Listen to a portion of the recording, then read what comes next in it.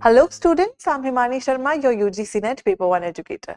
I welcome you all in this new video of 30-day program, the last lab that we have brought for you for your last minute revision purposes, right? So we know that the UGC NET exam is approaching and we need to memorize or revise at least certain important concepts, and we want to do the PYQs as well. How can both the things be done? This is what the focus of our 30-day program, right? So with the usage of certain PYQs, we will be clearing your basic doubts. We will be clearing or clarifying, let's just say, the doubts that you have, the last minute revision of the important and significant topics from the examination, from the UGC NET examination point of view, right? So before wasting any further time, let us just look at the first question that we have. Which one of the following is a non-probability sampling method? Simple random sampling, stratified sampling, cluster sampling, or quota sampling? So as always, as I say, you can pause your video to see the question, right? Read it carefully and then answer and then play it again. The answer to this question is option D, right? So first of all, before even jumping to what are probability, what are the different types of probability and not probability methods, let us just look at the explanation of this very important concepts, because there are multiple questions asked in the form of match the following, asked like pick the odd one out, etc. So first of all, let us just see what we have for probability and non-probability sampling methods. So if we talk about probability, as the name suggests, this method is something which is done to show that any participant, any or every participant whosoever is in the sample, right, being selected for the sample, has the equal chance of being selected, right? Hence, in which samples from a larger population are chosen using a method based on the theory of probability. Now, when we say the theory of probability, so if I flip a coin in the air, right, obviously it might come as heads or tails, and I will not be able to predict it otherwise, correct? So you wait for after flipping the coin and you see what comes afterwards. This is what we have the probabilities in the probability sampling technique. Heads or tails, both of them have the equal chance of being selected, correct? So hence, whatsoever the participants that we are going to choose from a population, the sample that we are going to draw from a sampling from a population that we have, we can do it randomly, right, without being biased. So when a person is doing something or based on the theory of probability, biasness will not be there, because a person will not even know who is the participant that I want to choose. You do not know it's going to be heads or tails, as I told you, correct? But in the non-probability sampling technique, the researcher selects sample based on researcher's subjective judgment rather than random selection. Now, when I say, whenever you will be looking at the non-probability sampling techniques, you should keep this thing in mind, that when we talk about the non-probability sampling technique, we have the major word convenience. The researcher's own convenience is what is at play when he or she, chooses to do the sampling technique, sampling using the non-probability sampling method. I hope I'm correct between the differentiation between two, right? So probability, random selection, non-probability selection based on our, convenience, the researcher's convenience. Random sampling methods are used, and here non-random sampling methods are used in non-probability. The population is selected randomly, as I told you, because no biasness should be there, and hence objectivity of the test or experiment will be maintained through this very sampling technique, that is probability. The population is selected arbitrarily and, as I told you, based on the purpose, based on the convenience of the researcher. Whichsoever population is accessible to you. For instance, if I say that my friends are really accessible to me and I collect the data from them, that is a little biased, right? Because I am not even putting effort to get the samples from somewhere, right? The research here is conclusive, the research here is exploratory. So when we do the non-probability sampling technique, we explore certain subjects, right? So this is, as we have talked about in one of the previous videos as well, where I was telling you about certain research paradigms which were positivism and post-positivism. So here is a quick question for you all, right? Write it down in the comment section below that what did we do? Which, paradigm has the non-probability sampling method and which paradigm has the probability sampling method? Moving forward with the differentiation between the two, the probability takes longer to conduct since the research design defines the selection parameters before the market research is done. So basically, if a person is using probability method, he is going to be in a structured manner. He is going to do things in a structured manner, right? And because of that, if the population he is going to choose, because that he is not going to choose a population that is accessible, but rather which fits with the parameters that he wants to study in the research, correct? So that's why it will take a longer time. Here in this non-probability sampling technique, it's quick since you are choosing the most accessible population, you are choosing the most accessible samples, drawing out the samples from the accessible or the nearer population that you have, right? This type of sampling is entirely unbiased, as I told you, because it is objective in nature. The researcher does not know which participants are going to be in his research because he is randomly picking them out, right? But here it is biased because the researcher's opinions and subjectivity plays an important role here. He or she will only choose the people who are near to him, right? In probability, there is an underlying hypothesis before the study begins, and the objective of this method is to prove the hypothesis, correct? So when we are going to use the probability method, there will be a hypothesis, right? And we will be proving that hypothesis as true or false, correct? But here in non-probability sampling technique, the hypothesis is derived after conducting the research study. So it goes back. So whenever you conduct the research study and then you form a hypothesis that this is what I have gained, and then you will form the hypothesis which is there, correct? Then we have, before even jumping on to the new question, let me just tell you all that we have, as I told you, two types of methods: probability and non-probability. Now, when we talk about these two kinds of sampling techniques, these are sampling techniques. Why? Because the researcher wants to collect the sample from the population and then conduct the research. Correct? Am I correct on this very point? So whenever you are trying to, obviously, as I told you in one of the previous videos as well, that when you want to draw out a sample, you should do that because you cannot do, or when you cannot conduct your study entirely on a single population, right? So it will be really difficult for you to conduct your study on multiple people, even if they belong to the same age group, even if they have same characteristics. So this is where the sampling comes into play, and as I told you, it is of two types, that is probability and non-probability. Now the method that you are going to memorize these two is that for non-probability we are going to see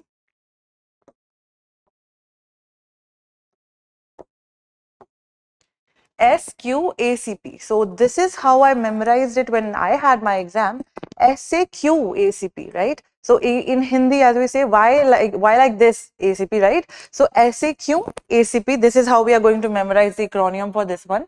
I'll be breaking it down for you. And in the probability type, we are going to do the CSSS. CSSS. Now let me just break it down for you that how are we going to divide them? Why have I written CSSS and SAQACP, right? Here C stands for cluster sampling. S stands for simple random sampling.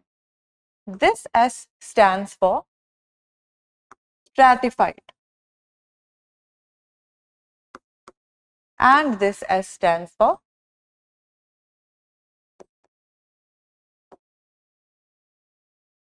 systematic. Correct? So you can memorize these two types of research techniques, two types of sampling techniques, sorry, by memorizing these acronyms. Correct? So C for cluster, S for simple, systematic and stratified. Coming to this one, S here stands for snowball. Correct? Q stands for quota sampling. Correct? A stands for accidental. C here stands for convenience.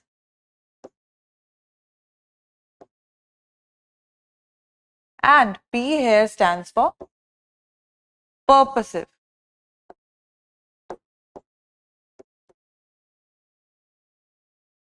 Correct? So first of all, jot these 2-3 things down that you are supposed to. Then only you'll be able to memorize it correctly. Correct? So these are the two types of probability and non-probability sampling technique. We will be doing dealing with them in detail. So let us just first see the probability sampling technique that we have here. In the probability part, we talked about 3. Number 1 was C, S, S and S. Correct? So in the C part, we did cluster. So what are clusters? Clusters are small groups. So whenever a person is doing or drawing out samples which are spread out geographically at different geographical places, and a researcher cannot reach out to those geographical places, he will do cluster sampling, right? So for instance, if I say, let's just say that I want to collect the data on the people who are homeless. Correct? So what will I do? Or even if let's just say I want to collect data from people who are bachelors in English, right? So what will I do then? I will see and I will divide my population. I have the headquarters. I am the CEO of my company and I have different headquarters in different cities. So what I will do? I will divide those clusters and I'll see who among my employees, who among the people who are working in my office are bachelors in English honors. Correct? So these characteristics are common amongst the three cities where the population is there. And now I'm going to divide them and collect the data from them. This is what is cluster sampling, right? So you are dividing them based on the geographical locations and then collecting data. And when even I say that you are doing, your research on the cluster part, right? You are collecting samples based on the clusters. You cannot form such huge, clusters when it comes to probability sampling technique. You cannot do your research on an entire city. So you'll have to obviously divide them into bits and pieces, dividing them geographically again. Here, in the second part, we have simple. Simple probability sampling technique or simple random sampling is nothing but just the lottery or fishbowl method.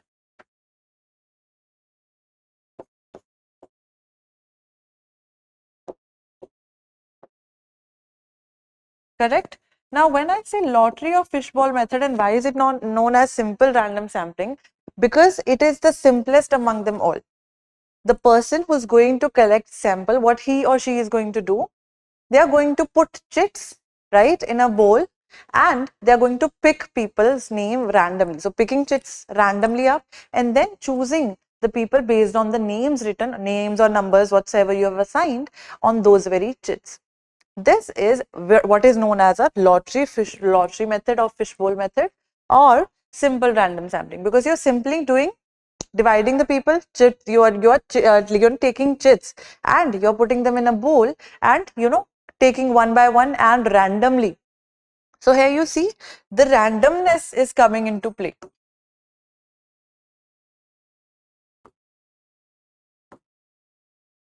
Correct? Now coming back again to the third part, stratified. In the stratified sampling, you are going to divide the entire population in two stratas. What are stratas? Stratas are groups. So dividing them in groups. And then after dividing them in groups, you are going to pick out the samples randomly. Correct? So what example can we have here? We can have the example of males and females. Correct? So these are the two types of people that we have, and we are going to divide the population in the people that we have, right? So we are going to divide them into male and female, and what we are going to do? We are going to draw the samples. So the population is really large, and I am just going to pick out 10 males and 10 females.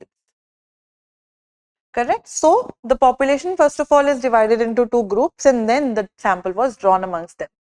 Correct? So that there is an equilibrium between the population, between the sample that you are going to, because in the end, obviously, whatever results that you have drawn out of the sample, you are going to apply it on the population. So you want to maintain the balance and equilibrium, which obviously comes with what? Which obviously comes with dividing the population equally. Correct? Then we have simple, stratified, and then we have systematic. In this kind of research, in systematic type of probability method, we are going to divide the population by n divided by n, where small n here signifies the sample that we want to draw, and capital N, let's just say n divided by n, right? So where n here stands for the sample, and this here stands for the population. Now, this is not that calculative as it seems, because we are talking about the division part here. Nothing is like that. So what we are going to do, let me just tell you that I just want to have 5 people as my sample, right? And I have the population of 50. So what am I going to do? I'm going to divide it. 5 ones are 5, 5 tens are 50. So every 10th person in the population of 50, so that is 10th, 20th, 30th, 40th and 50th person. So I have 5 people here, right? So I am going to check, and I am going to select every person who comes at the 10th position. So 10th, and then we have 20th, right? Then we have 30th, 40th and 50th. So see, I wanted to draw the sample of what? 5. So I have the sample of 5 here. Correct? So in systematic, now you might have this question in mind that if we are doing it in the, based on the convenience part here, then how is it going to be, systematized? How is it random if it is systematic in nature? It is random because of the fact that you do not know who is the person standing on the 10th, 20th, 30th or 40th or 50th position. You do not know that. Hence, the randomness plays here, right? So here you know that 10th, 20th, 30th, 40th and 50th is because of the fact random, and they are systematic as well. Correct? Then we have the non-probability. So the entire questions that I have for you in today's, slides are the ones which are related to these two types of sampling techniques. So study them carefully. Non-probability, I made you write S, Q, A, C, P. SAQ, ACP. So funny here, but we are supposed to memorize it for the examination part. So how are we going to do it? Through the usage of certain acronyms that we have. Correct? So for S here, we understand snowball. Correct? So if you would have seen a snowball falling from a hill or a mountain, you would have seen that it is smaller here, but when it reaches the end, it becomes bigger. Correct? Because the snow is, getting covered and covered again on a small ball, and it, is larger in size when it reaches the ground. Correct? Same is the case with the snowball sampling technique. And first of all, if it is non-probability sampling technique, it is going to be convenience based.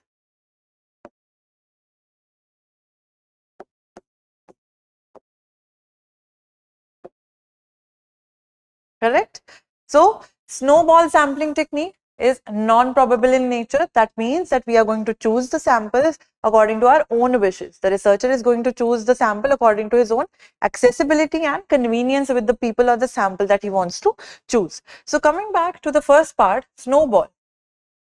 Here, let's just take the example of a person who is poor. Let's just take the example of a beggar. So, you do not know how many beggars do you have, like in your area. So you reach out to one beggar, you saw a beggar, you asked him or her, right, that you want to draw out the samples which are there. So tell me or bring me forth the people who are beggars, like who know you, who are beggars as well, right? Because I want to do a study on, poverty, let's just say. So that one beggar here is going to introduce you to multiple people who are beggars as well, who are poor as well. So your population, the sample that you wanted to draw was from one point, from one person, it gets increased and multiplied because that one person helped you reach out to that sample. So whatever was accessible to you, you reached out to that, and that accessible person or the sample, whosoever it was, helped you reach out to multiple samples as well, right? So that is what we have in the snowball part. Right? Here I will just write the example for you to memorize it. Then we have Q. Q stands for quota sampling. Now when I say quota sampling, what are quotas?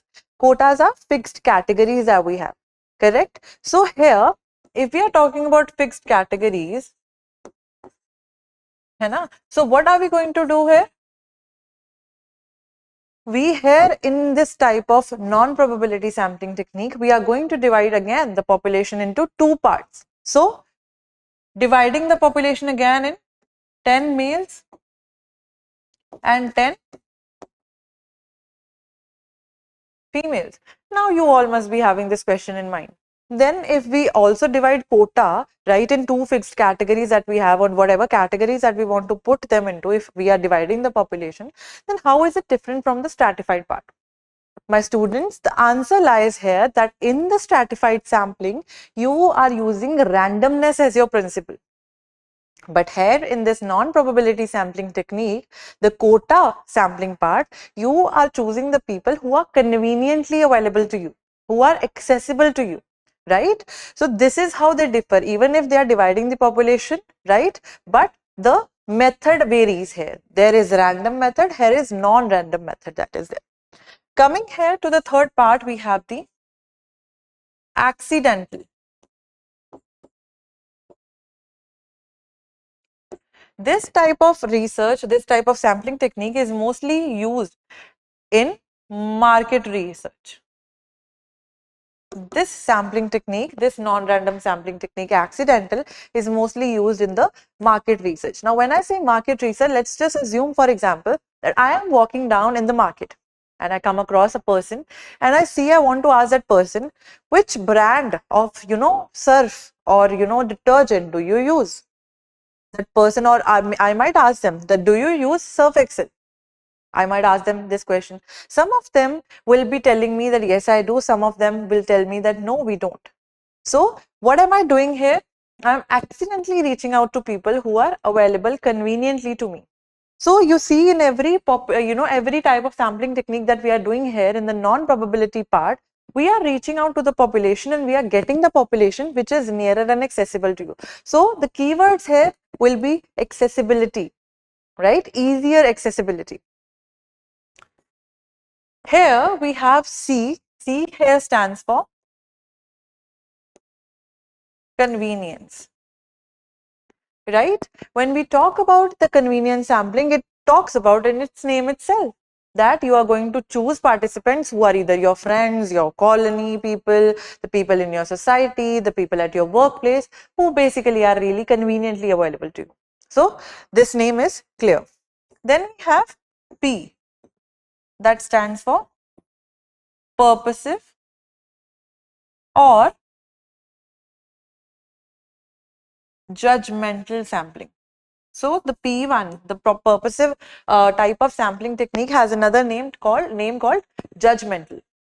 Now, if I say judgmental or purposive, the name suggests that this type of sampling technique has a purpose hidden behind it, right? So if I ask the students who are the latecomers in my class, all of them will have different answers. But what will happen here? The purpose of my research is stated. So the experts in the field are going to ask the people. Don't say that I am expert in coming late in the class, obviously, but it means that I am a teacher and I am asking the students basically that why are you coming late? And this brings us to one important question, right? So you obviously are going to tell me which amongst the two of them use the paradigm as positivist and the post-positivist. The second question that I have for you, if we are talking about the randomness, if we are talking about the probability sampling technique and the non-probability sampling technique, what do you think will be having the qualitative, part? Which type, where we are more concerned with people's opinions, right? We are more concerned with people's beliefs, and which type of sampling technique, on the other hand, is more concerned to the measurement part, right? So which amongst them is quantitative and qualitative? That's a question for you. So I hope these two types of sampling techniques are somewhere clear to you. Here we had probability sampling technique, right? Where randomness is there. And then we had non-probability. So tell me, how are you going to memorize it? For non-probability, we are going to say SAQ, ACP, right? And for the probability part, we are going to say or memorize CSSS. But just memorize this very thing, that the triple S that we have there are for simple, stratified and systematic. Whereas the S that we have in non-probability stands for snowball sampling. Clear? Just memorize it. How are you going to memorize? You all know that in snowball, even if you get confused between the S's that we have in the two types of probability or non-probability techniques, just memorize that snowball was the one, right, where I was choosing the population which was accessible to me. So if it is accessible to me, obviously it falls under the category of non-probability. Correct? And convenience, as the name will speak for itself, you won't get confused between convenience and cluster, because if it is convenience based, it obviously is non-probability sampling technique. Coming to the next question, we have two lists here, so try to match them.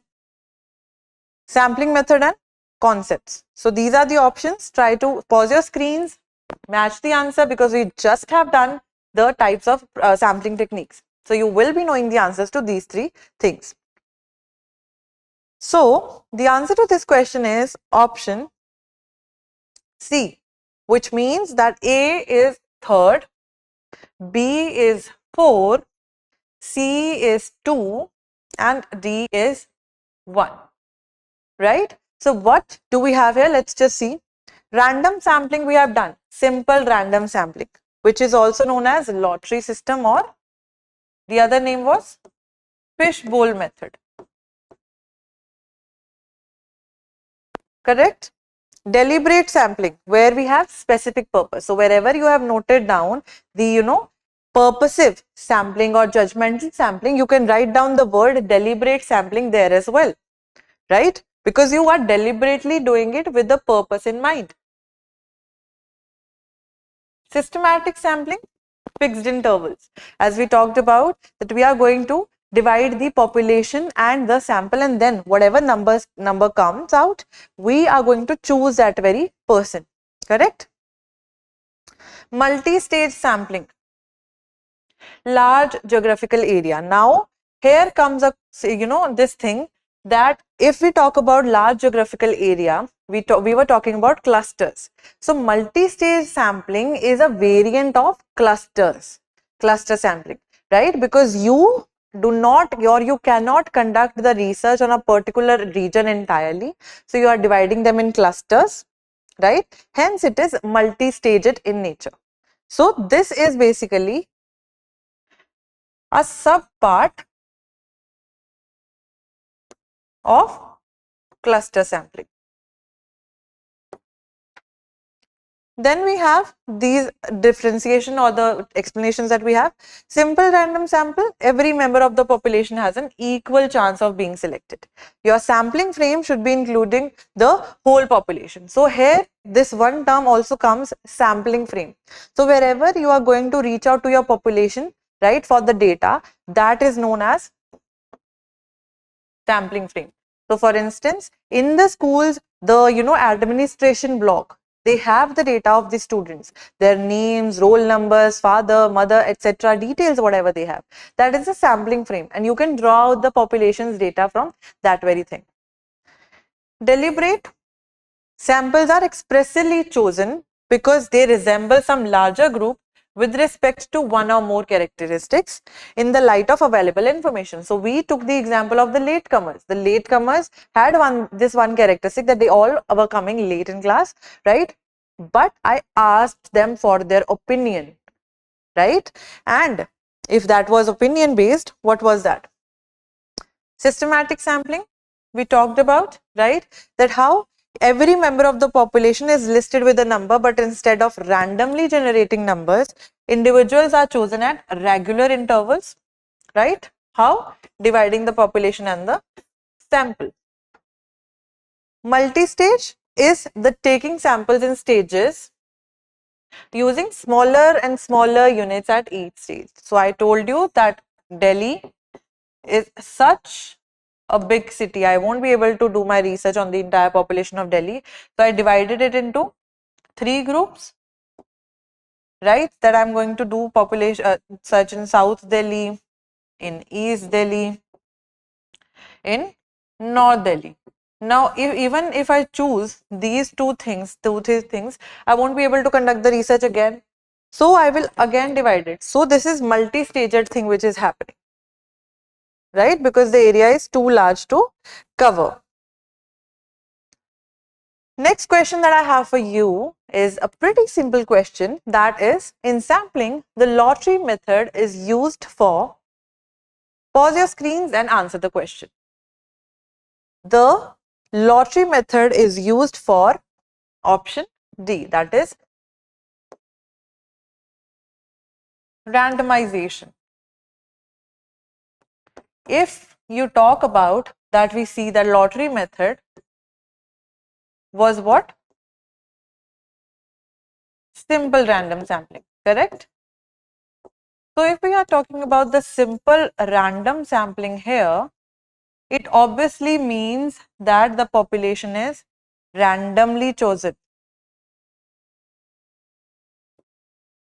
The samples are randomly drawn out of the population, correct? Then we have next question, which of the following sampling methods in research are non-probability based? So read this question carefully, pause your screens, because now you're going to pick out the non-probability methods, right? So pause your screens. The answer here that we have is option C, that is B, D and E. So dimensional sampling method, here let me just tell you that dimensional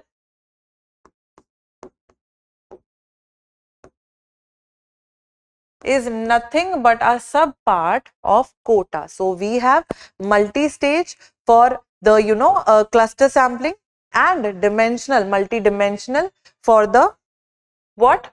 Quota sampling.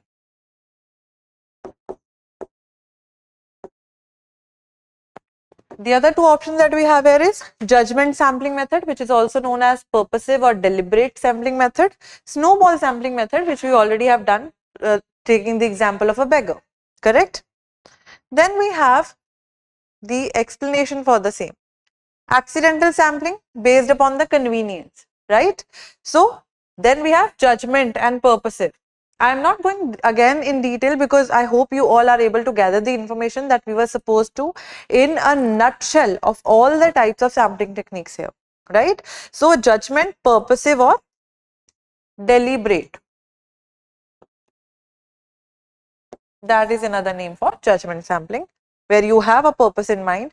Snowball sampling, from one member to multiple members you are getting the access, right? Also called network or chain referral sampling. So if you see this thing, do not get worried in the examination because the answer is here only. You have done the types of probability and non-probability, and the questions won't come out from anywhere else because we just have these methods, right?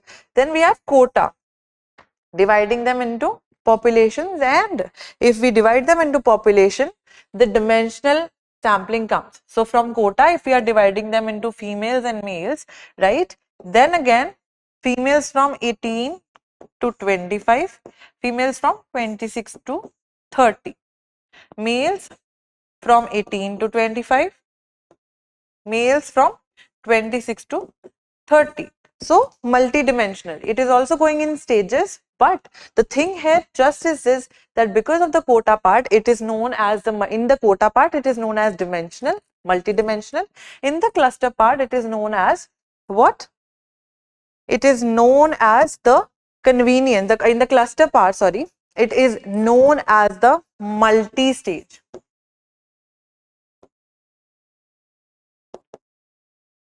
Correct? So I hope these things were clear to you. The last question for today that we have is match the sampling methods with the list 1 and the description in list 2. So pause your screens again, look at the question, see what you have here for the answer. The answer that we have here is option D. A2, right? B3, C4 and D1. So C is 4 and D is 1.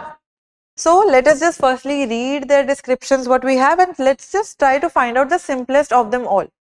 The simplest of them all is the systematic one, because here we have n divided by n, the n aggregate and n desired sub-aggregate. So you can either divide the population with the sample or the sample with the population. Any which ways, whatever comes to you, that is what you are going to do or choose as a sample as a sample of your research, right? So systematic. Dimensional sampling, the units or the members are chosen to represent various areas of characteristics so defined. So dimensional was a part of quota, correct? So areas you are dividing and areas or groups you are dividing them in, and in the multi-stage part, right? Cluster samplings, the groups units are chosen as groups and are chosen intact, right? So you are dividing them in clusters, you are reaching out to them in the geographical part. Stratified sampling, here every unit have an independent and an equal chance of being picked up in the stratified sampling because you are dividing them into groups, right? There we have the answer here, option D. So I hope the concepts were clear to you, right, when it comes to solving the probability and non-probability sampling techniques. We will be meeting again with certain more PYQs along with the important concepts which are required for the purpose of your UGC NET 2023 examination. Till then, keep on studying, keep on sticking with us and answer the questions that I've asked in the video, and I will reply for sure. We will be meeting again. Thank you so much, students.